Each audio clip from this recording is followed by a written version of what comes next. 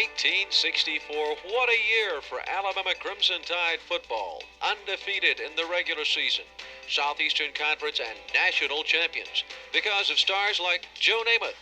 64 was Joe's senior year. He passed for almost 800 yards and 6 touchdowns. He could also run thanks to great blocking by the likes of All-Americans Wayne Freeman and Dan Curley.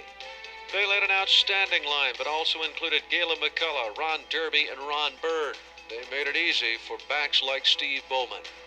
Backing up Namath in his senior season of 64 was Steve Sloan. He'd wind up being an All-American himself in 65. And then there was that Bama defense. Curley, Freeman, and Bird made it tough on opposing quarterbacks.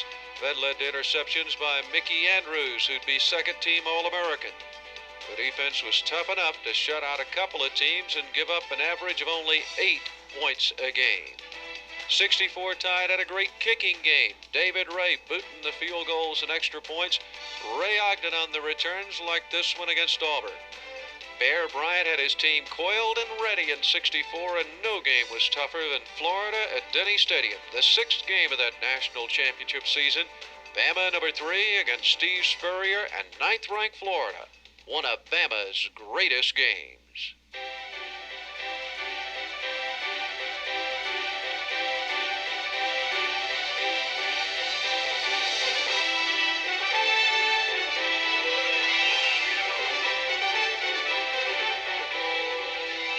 The Alabama Sports Network and the Paul W. Bryant Museum present Bama's Greatest Games.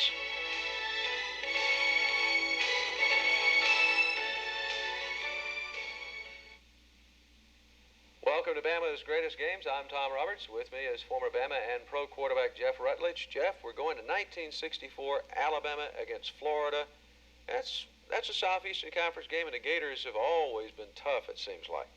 They were always tough when I was playing. I remember always playing them in Tuscaloosa. I think we played them twice. But the conference game, big game, anytime you play Alabama, if you're an opposing team, you're going to know you're going to get your best shot when they come in. All right, I want to try to dispel a myth here, and I may not be able to. Alabama's coming off a big win over Tennessee the week before, and now they have another very crucial football game. How tough is it to get up and get prepared for 2 big games back-to-back? As a player, it's tough. You're still on that emotional high from the previous week, but that's where the coaches come in. That's what they get their money for. It's their job to get the guys focused on the next week, try to put the game behind you, and realize, hey, we got a team coming in here that can beat us. If we don't prepare like we were preparing every week, we could get in trouble. Are the practices maybe a little tougher to try and get that focus, get the players' attention? I don't necessarily know if they're tougher. It's just it's more mental, and it's tough as a player to stay mentally sharp, and that's what the coaches try to get you to do. Well, mental sharpness is needed in this one because as we go into the ball game, the Tide and the Gators undefeated. Alabama's ranked 3rd in the country. Florida is 9th. Let's go back to 1964 and to Denny Stadium in Tuscaloosa. Joe Namath, Jim Simmons, and Hudson Harris call the toss for Bama. The Gators win and elect to receive. So David Ray kicks off this homecoming battle. The Gators return it to the 24.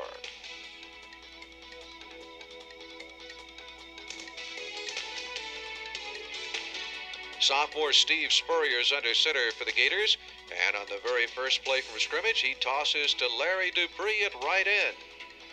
Tim Bates and Mickey Andrews are there on the stop. Play makes 4.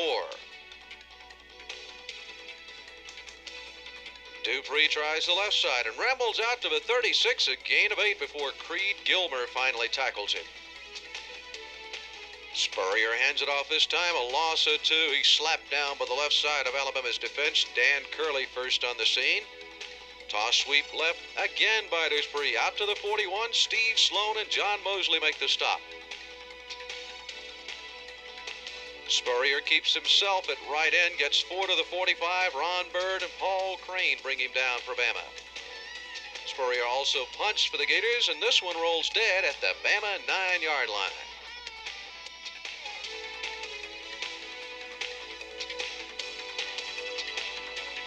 Joe Namath runs the attack for Bama. He tries Hudson Harris up the middle. He's knocked back but gains 1.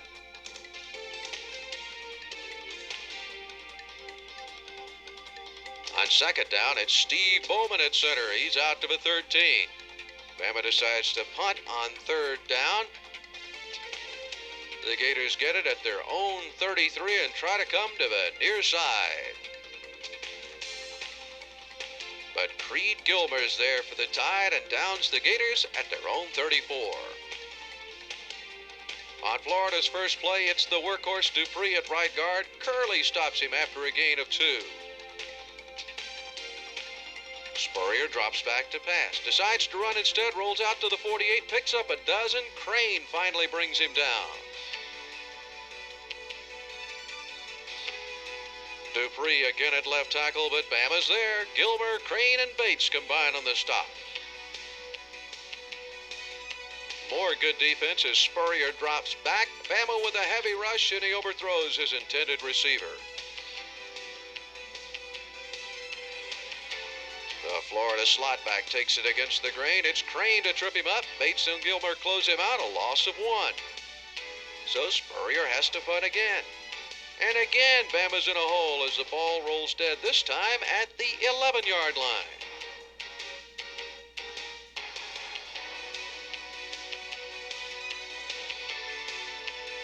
On first down, Bowman carries it up the middle for 5 to the 16.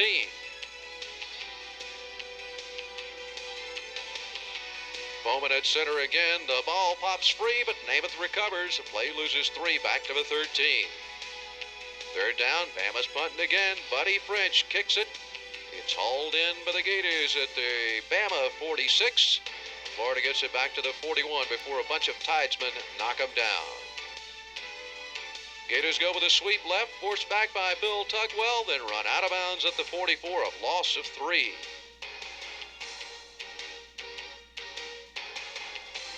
Spurrier wants to pass, but Bird's there to trip him up for a loss of 3.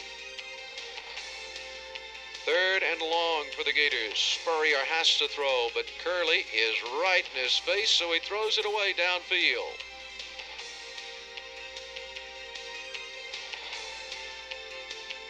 For the third time of the afternoon, Spurrier punts it deep. Bama has to start this time from its own 8-yard line.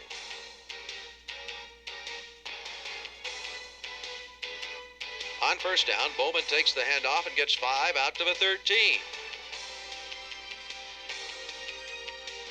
Now it's Steve blocking, and Harris picks up 2 to the 15.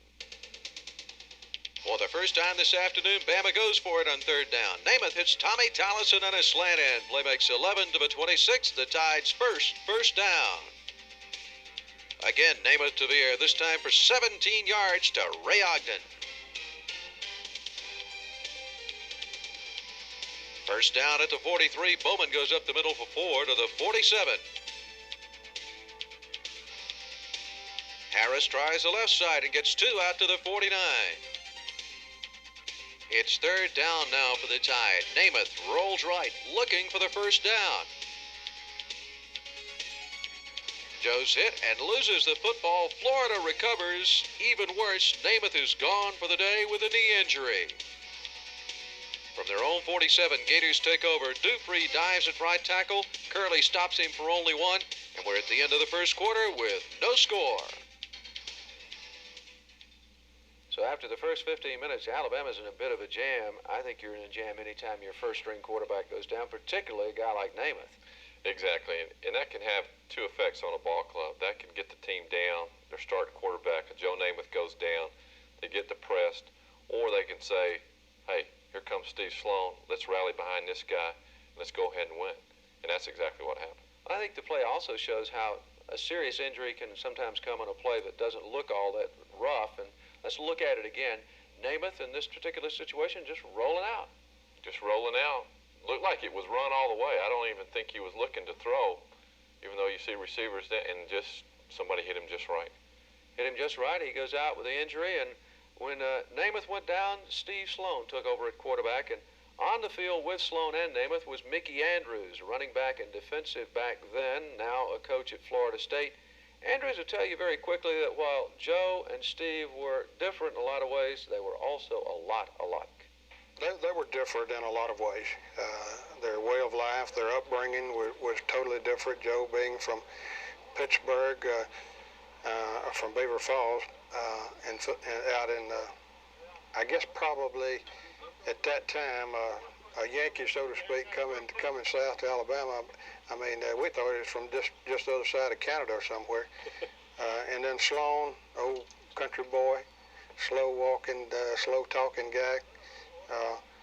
They were very different in coming in there, and their styles of play were different. But the thing that they had, both of them had, was that extra ingredient that you look for in being your quarterback, just like the kid that's at Alabama right now. He didn't do any. Sloan was a lot like this guy. He didn't do a lot of things fancy, but he won. You know, and that's the bottom line. It's not how many passes you complete or how many yards your offense gets, but it's whether your team won or not. And Steve was the kind of guy that his role or play was a little bit different than, say, Joe's.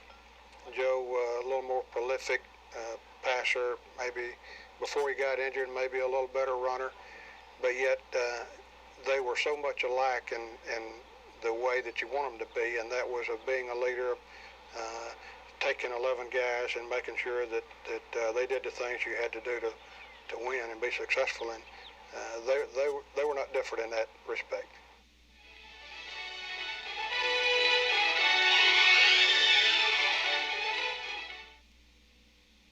We're set to go into the second quarter of 1964's Alabama game against the Florida Gators. Joe Namath is out. He's injured.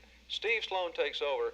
And Namath got all the glory, it seems like, down through the years. Steve Sloan's not a bad college quarterback. Steve Sloan was a great college quarterback. My hero, that's who I looked up to as I was a little kid growing up with Alabama football, was Steve Sloan. What made him a good quarterback? I just think he probably didn't have as much talent as these guys did, but he got the most out of it and worked hard and was a leader on the field. Well, that's exactly what Mickey Andrews said before the break. And now we go with Namath out, Sloan in, as we go back to 1964. Denny Stadium, the Tide and the Gators. Florida begins the second quarter at its own 46-yard line, a third down play. Spurrier back to pass, fires it over the middle to Randy Johnson at the Bama 40. It takes 3 Tide defenders to bring him down at the 39. First down, Gators. On the sweep right, Dupree shows some great moves, and Florida gets a big gain of 14 to the Bama 25. Mosley finally brings him down. John Fevers sweeps right, runs over Andrews, who manages to hold on and bring him down just inside the 15. Now Dupree tries the left side. Curley and Gilmer bring him down after a gain of 2. Spurrier running the option right. He pitches back. It's inside the 10 before Andrews can make the tackle. On third down, Spurrier wants to go to the air, has to scramble, then finds Randy Jackson open for the touchdown. 3 minutes into the second quarter. The extra point kick is good, and Florida has a 7-0 lead.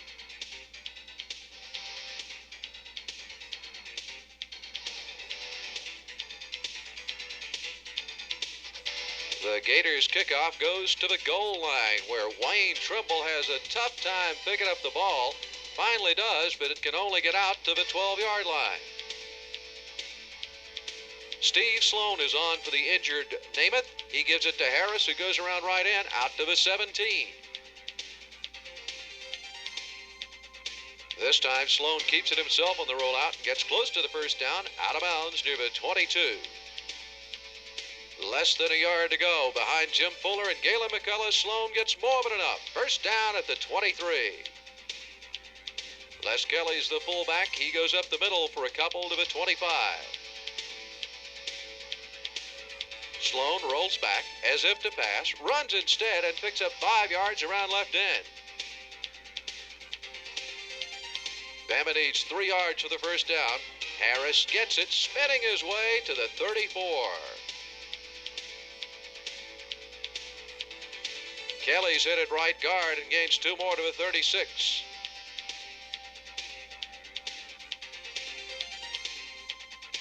Now with great protection from his offensive line, Sloan rolls right, looks, finds Wayne Cook open. Cook's got it. Gets by a Gator and makes it to the 42. The first time Bama has been in Florida territory all afternoon.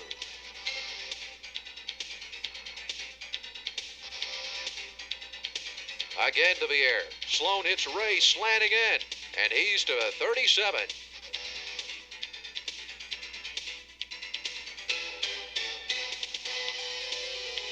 Bama's moving now. Watch Harris behind great blocks from Kelly and Tollison. Hudson has a first down at the Gator 32. Sloan rolls left. On the run, he throws, and his pass is incomplete. But the Tide keeps it going as Sloan drops back, looks, finds Tollison open. Tommy's got it. He takes it to the 20, good for 12 yards and a first down.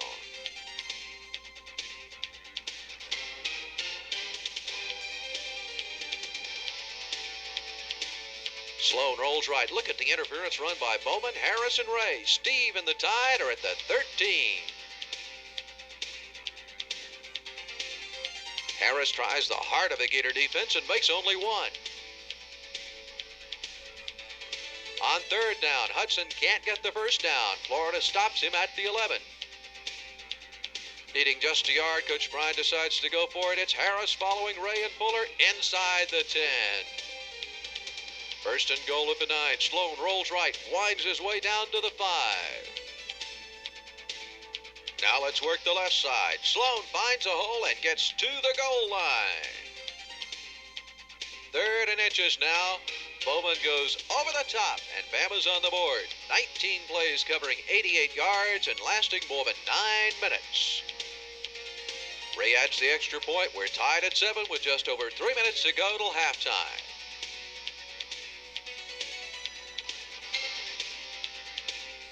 Ray kicks off again for Bama. Dupree takes it for the Gators at his own 10-yard line. Dupree runs it back almost to the 30 before the kicker, Ray, gets him by the ankle. On first down, Spurrier wants to run the option right, but John Sullivan forces him inside. Crane hits him low. The play makes 4 to the 33. This time it's Dupree trying left in. He gets around and rambles for 12 before Bates chases him down.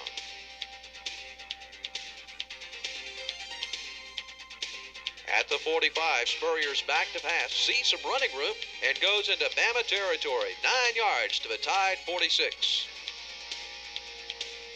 Now, Coach Ray Graves decides to gamble a little bit on second short. It nearly backfires as Charlie Stevens just misses the pick on the far sideline.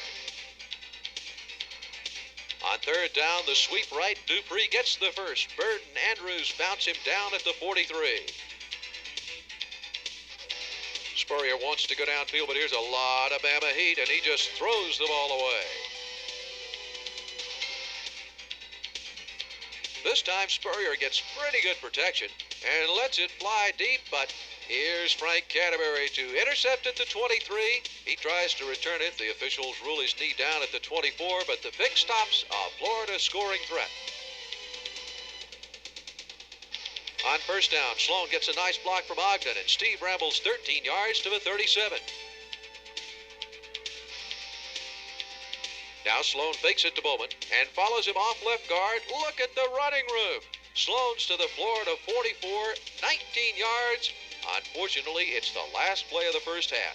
At intermission, it's Alabama 7, the Florida Gators 7. Well, we saw Steve Sloan come through in a big way in the second quarter of this one, subbing for the injured Joe Namath. I thought that Steve really came in and showed a lot of poise off the bench, and that's got to be tough.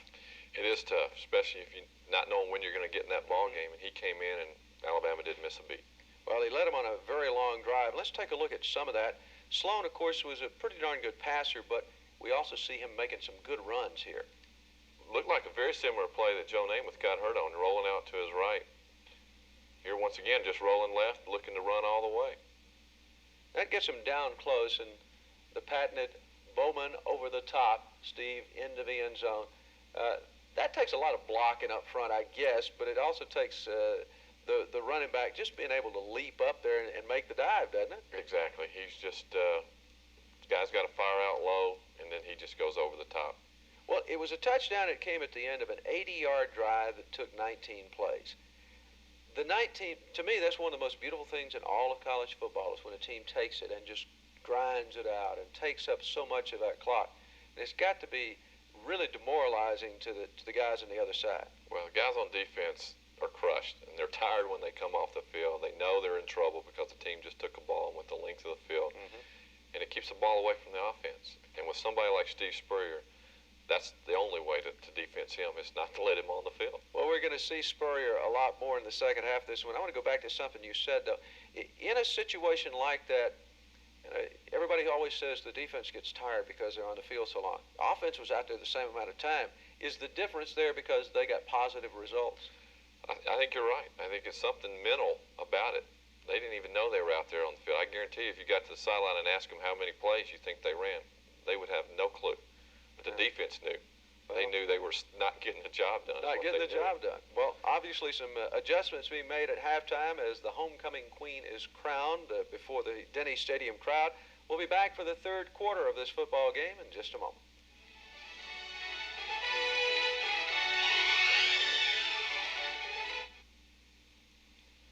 So we go into the second half of this football game. Let's hope that Alabama will get better field position because in the first half, the Tide averaged starting at the 13-yard line and only once started outside the 20. Jeff, that's got to be just awfully tough for an offense. It is, and it limits what you can do because you don't want to turn the ball over in your own end, so you're not going to take chances. And I think what we saw in the first half, they were sprinting the quarterback out a lot. I think you had receivers out there to throw to, but pretty much in the quarterback's mind was looking to run because they didn't want to turn the ball over. In the quarterback's mind, in the coach's mind, too, on the sidelines, he's trying to be very, very conservative as well because I guess that's the mistake there can be deadly. Oh, definitely. If you turn the ball over in your own end, then you're going to set yourself up for them to score points. And you just hope throughout the course of the game, if your defense is playing well and they're not scoring, that you're going to get for some field position at some point. Well, it is going to happen, thankfully, here in the second half, and let's get to it. The third quarter of Alabama and Florida, 1964, Denny Stadium in Tuscaloosa. In the second half, Bama gets it first. Ray Ogden gathers it in at the 3-yard line and brings it all the way out to the 30. It's the best field position to start a drive this afternoon for Alabama.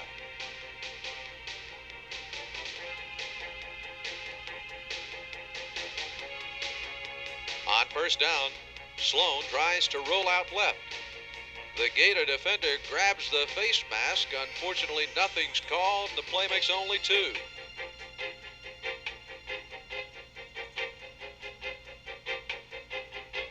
This time, Sloan tries the right side. There's a hole. He picks up 7 to the 39. On third down, Sloan fakes out the cameraman, but not the Gators. They drop him back at the 38. So French comes on to punt it away for the Tide.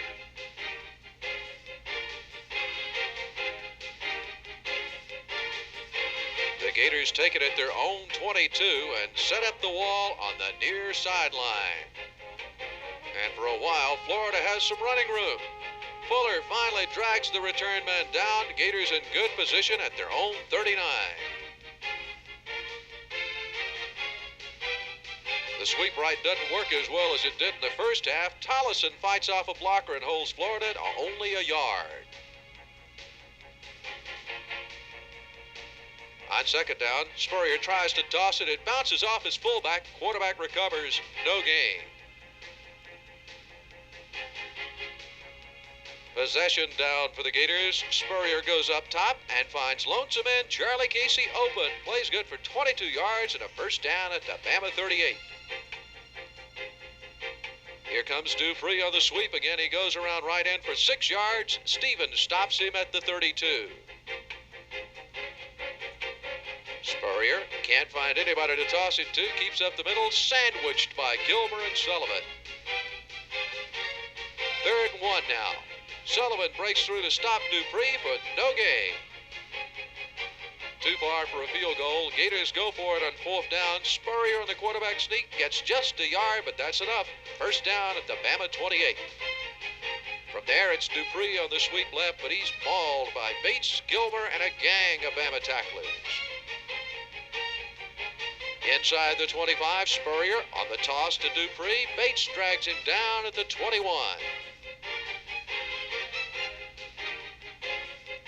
On third down, the Florida quarterback rolls left to pass. Can't find anybody open, so he runs it himself. McCullough and Gilbert stop him short of a first down. Fourth and just over a yard to go. Spurrier goes with a straight handoff to Bieber. He gets the first down and more to the Bama 14. Spurrier rolls right, and here comes Bama. Sullivan and Frankie McClendon drop him for a loss of 1 to the 15. Spurrier rolls out again looking to pass and finds his receiver inside the Bama 10. Bates and Ray make him pay. From the 8, Spurrier scrambles, finds an opening, and goes to the Bama 2. Crane blocks him off his feet. First and goal at the 2. Gator line opens a huge hole on the left side. John Bieber steps through it to the end zone, capping a 15-play, 61-yard drive. Extra point kick is good. The Gators are back on top, 14-7.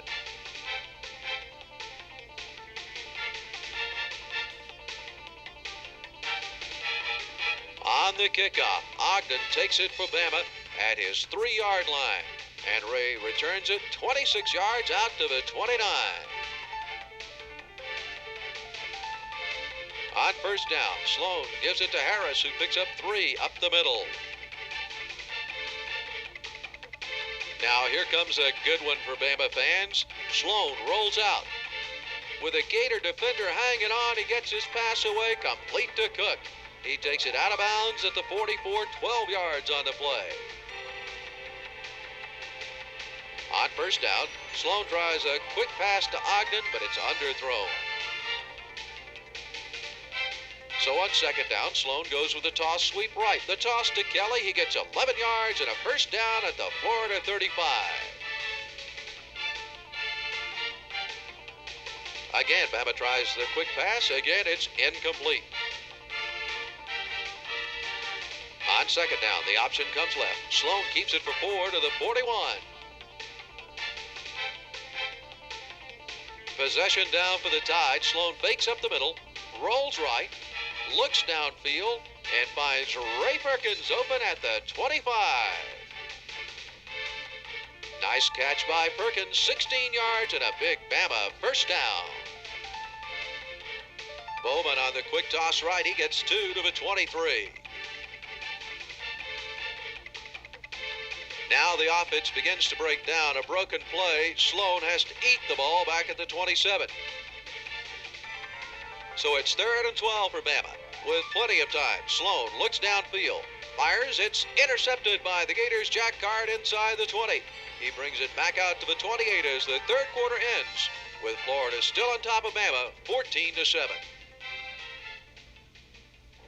In the third quarter of this football game, the offensive star, definitely Steve Spurrier, the Gator quarterback.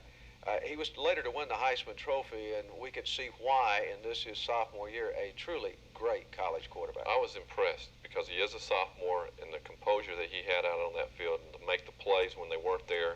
His scrambling ability, his throwing ability puts a lot of pressure on defense. Well, let's watch Spurrier in action. You talked about his scrambling ability. He's going to make a couple of good runs here. No, this is a pass on the first one, but a scramble there. Exactly. He sprinted out, wanted to get the ball downfield, and then dumped it to his back at the last minute. And here, same type play to the left, but it was nowhere to go, and just turned it up and ran. Well, he sets up his running back for the touchdown, and it enables the Gators to get into the football game. The defense against a guy like that, Spurrier's just got to drive a defense crazy. He does, because you don't know what you would rather him do. Do you want him to throw or do you want him to run?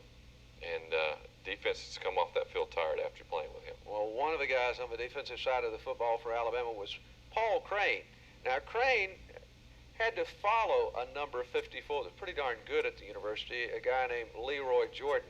And Paul has a great story about the day he first wore jersey number 54. Well, Leroy was, as everybody knows, was one of the great players in Alabama's history, and may have been the great player. I don't know, certainly with the great linebacker. And when I was going out began my freshman spring, which begins your sophomore year, nobody knew who was wearing what jersey or anything. We were just freshmen going out there and scared and everything. And so Willie Meadows, who was equipment man at that time, no, it wasn't Willie, it was another gentleman, gave me number 54. Well, I took number 54. I didn't. I mean, I thought that was a nice number to get because Leroy had worn it and done so well with it. And but I didn't have a number or anything, so it didn't matter that much to me. Except it was nice that I felt good about getting that number. Yes. So as I was going out on the field, Coach Bryant was there, and I'd put the number, and I was going out there, and so he said, he looked at me and he said, "What are you doing with that number on?" Well, of course, it appeared it was my fault for having the number, which I had nothing to do with getting the number. So I told him, "So, well, Coach, equipment man just gave me this number," and like I said, I wasn't sure he wasn't going to take it off of me there, and he was. I don't know that he wasn't thinking of retiring the number, or I just don't know, but. So he told me to. He said, "Well, go back there and get another number," which is a little embarrassing to me, but I turned and started going back, and then he stopped me and he said, "No," he said, "leave it on." And I think right there he changed his mind about if he was going to retire it or not retire it or what. And but it was certainly a memory that I have that, like I say, I didn't know if I was going to get to take it off or he was going to take it off of me.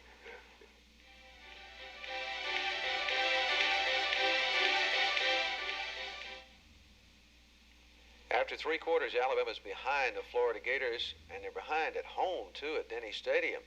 You guys are not ever supposed to lose at Denny Stadium, are you? You're not, especially on homecoming. Yeah. But I think what you're going to see is Alabama come back and get fired up and ready to play here. But playing in Denny Stadium was a place that you didn't think you were going to get beaten. Mm-hmm. And when you are behind like that, but it does something to your mind. But I think playing at Alabama, you're expected to win at home.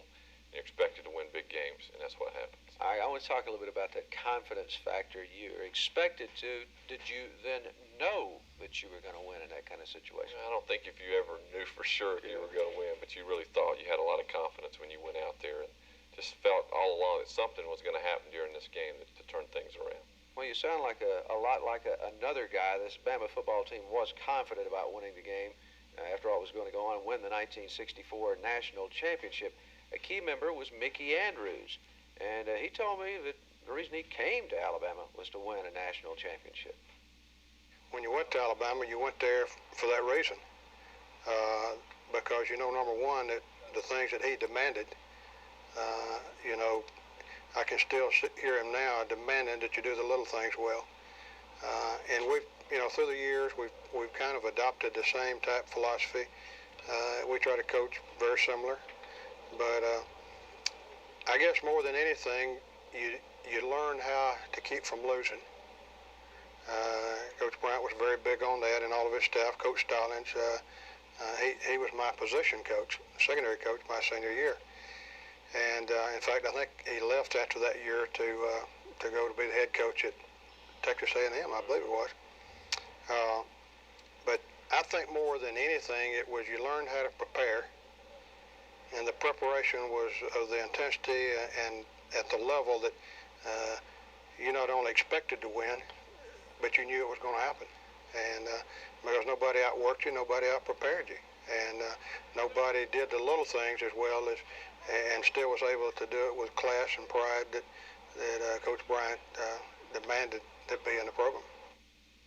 Let's see how Andrews and the Tide overcame a very big hurdle on its way to that 1964 national championship as we go to the 4th quarter of Alabama and Florida. Starting the final quarter, Florida's Feber goes off right guard.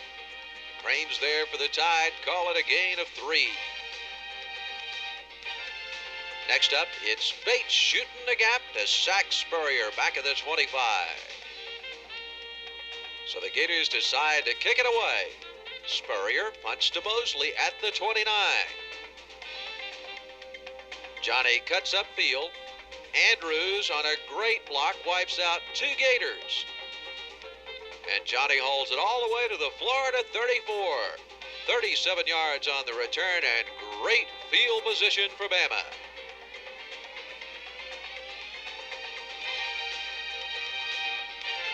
On first down, McCullough and Wayne Freeman open a hole for Bowman. He bruises his way down to the 30.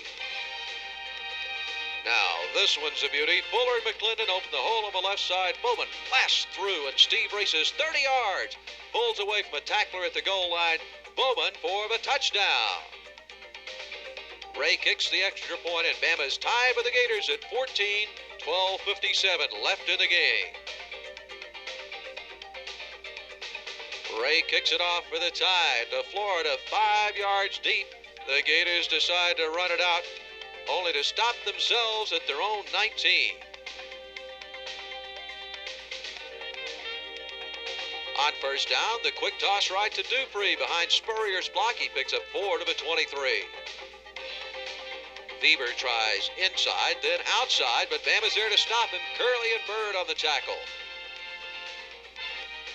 On third down, Spurrier fires it upfield, complete to Casey. Out of bounds at the 40. It's good for 16 yards and a first down.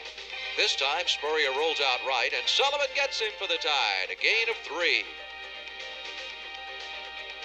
Now it's Bieber right up the gut. He picks his way for 5 yards to the 48. A couple of plays later, Florida at the Bama 41, second and short. Crane and Sullivan stop Bieber for less than a yard. So it's third and short from just inside the 40. This time it's Sullivan and Gilmer who stop Dupree for no gain, and the Gators are forced to punt. On the kicking situation, Bama gets a break. Spurrier's punt rolls into the end zone. It's coming out to the 20. First down, 80 yards away from a score. Here comes Bowman again, running over Gators for 9 yards to the 29.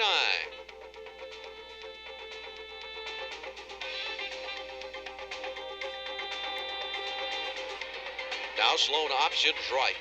The toss to Bowman. A great block from Harris. Bowman rambles for 10 yards and a first down at the 39.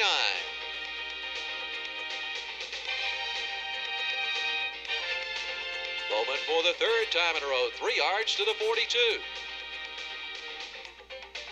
The Steves together again. Sloan with a pitch to Bowman around left end, 4 more yards for the tie. Third down now. Sloan rolling out to the near sideline. Gators are chasing him, but Steve's still looking. Still looking. Finally, he spots Wayne Cook waving for him. Steve fires it to Cook.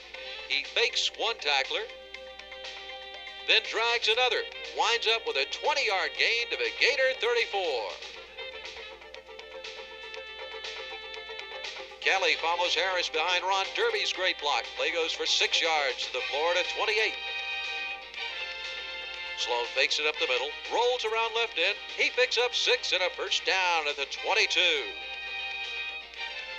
Kelly cuts his way at center for 5 more to the 17. And now Kelly for 6 more yards down to the Gator 11. First down from there, Harris gets only a yard at left tackle. Now it's Sloan on the option. The toss to Kelly. Les cuts inside and gets down to the Gator 4.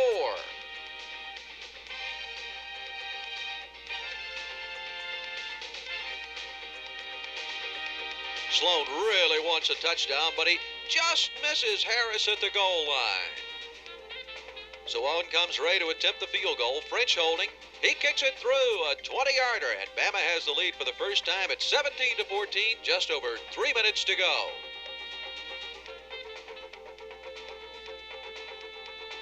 But this one's not over yet. Gators down the kickoff in the end zone, so they'll have it at their own 20-yard line. Spurrier goes up top immediately. It's good for 16 yards to a first down at the 36.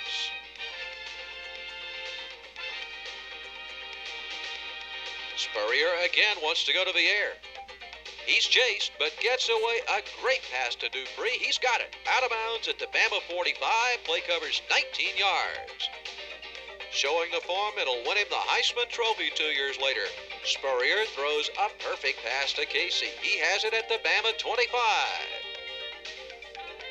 Time for a big defensive play now. Spurrier back to pass. Sullivan's there to sack him back at the 30. The clock's rolling. Spurrier gets the Gators ready. Drops back to pass. In the face of a great rush by Mike Hopper, he hits his receiver. Off in a 17-yard gain all the way to the Bama 13.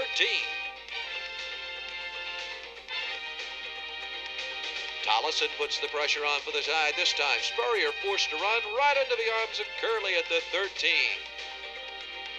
Now Spurrier wants to throw for the end zone, but again he sees pressure coming. Runs and is caught by Curley and Simmons, but he's down to the Tide 6. Third down. Gilbert hits Don Knapp in the backfield. Bates and Crane drop him at the 9. Last play of the game. Jimmy Hall going to try to tie it. Under a great Bama rush, he gets the kick away.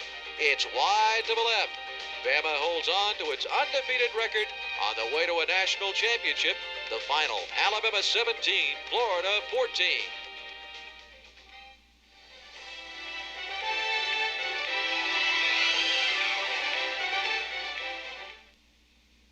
Alabama's just come up with a good one, 17-14 over the Florida Gators at Denny Stadium.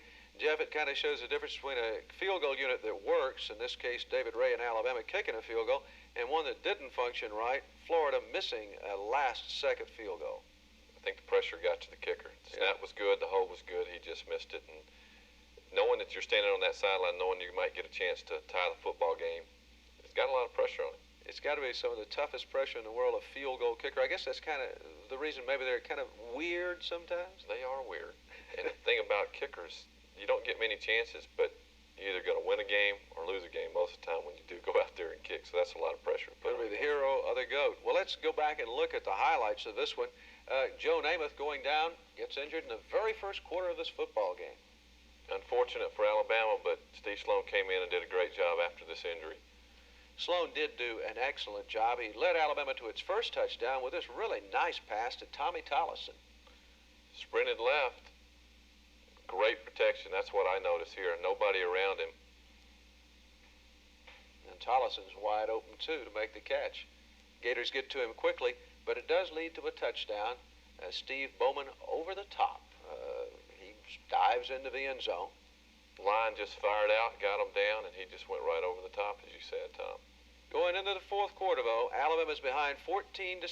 That's when the kicking game takes over. Johnny Mosley, a 37-yard punt return here to set up the touchdown. Special teams can make or break a ball club, and this was a big play for Alabama. It set up a score, got the team fired up again. Mosley gets some excellent blocking here, but also does a nice job of running. And he gets it all the way down to the Gators' 30-yard line. And Bama runs one play, and then Steve Bowman just pops through there. Goes 30 yards for the touchdown. But Alabama still got to come through in the last few minutes to win the football game. Look at Sloan hit Wayne Cook here to set up the field goal. Great play here by Steve Sloan. Once again, looking to run all the way, then all of a sudden says, I can't run. Finds his receiver wide open. Just a great play by Steve Sloan's part. And then we get David Ray coming in. Cook does a nice job at the end of the play there, running, get some additional yards. And I'm sure David Ray thanked him because he just has to come in at a 20-yard chip shot to win it 17-14. A very big win for Alabama. And again, as we've talked about in some other shows, it's a situation where on a field goal like that, there has to be great coordination among everybody out there. All 11 guys have to do their job. The linemen have to hold them out. The snapper has to make the snap. Holder has to catch it and get it down just right. And the kicker's job is to kick it. Well, the line play, too, in this game was incredible for Alabama, as you pointed out on the one pass from Sloan. Great job of protecting him. It's easy if you're standing back there and don't have to worry about folks in your face, isn't it? You're absolutely right. And the offense that Alabama was running back in the 60s looked like it was more of a sprint-out type offense. In that particular play, he dropped straight back, had a lot of time to throw the football, and as you said, it makes a big difference for a quarterback. And the other hero in the game was Sloan himself, coming off the bench cold and in the place of the injured Namath. Steve did a great job. Super job for a great guy. Well, Alabama wins it 17-14, an incredible game. Joe Namath goes down. Steve Sloan comes in, fights off Steve Spurrier and the Gators, and Alabama winds up winning it 17-14. Truly one of Bama's greatest wins.